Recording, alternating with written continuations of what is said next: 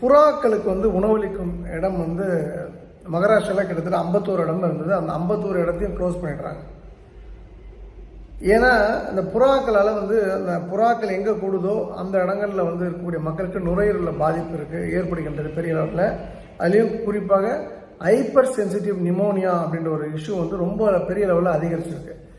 இப்போ அந்த வட்டாரத்தில் ஒரு கால் கிட்னி ப்ராப்ளம் உள்ளவங்க, லிவர் ப்ராப்ளம் உள்ளவங்க, ஏதோ ஒரு எயில்மெண்ட்டு ஏதோ ஒரு பிரச்சனை இருக்கவங்க, உடல் ரீதியாக பிரச்சனை இருக்கவங்க அங்கே வாழ்ந்துருக்காங்கன்னா அவங்களுக்கு இந்த நோய் உடனே ஒரு தொற்று நோயாக பரவக்கூடிய விஷயம்.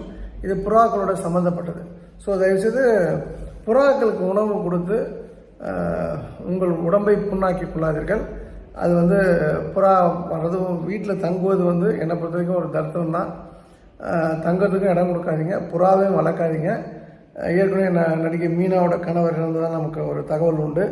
இது ஆதாரபூர்வமாக ஒரு அறிவியல் பூர்வமாக ப்ரூவ் பண்ணப்பட்டதுனால மகாராஷ்டிரா கவர்மெண்ட் இந்த முடிவு எடுத்திருக்காங்க. அவருடைய இந்த முயற்சிக்கு என்னுடைய அன்பான வாழ்த்துக்கள்.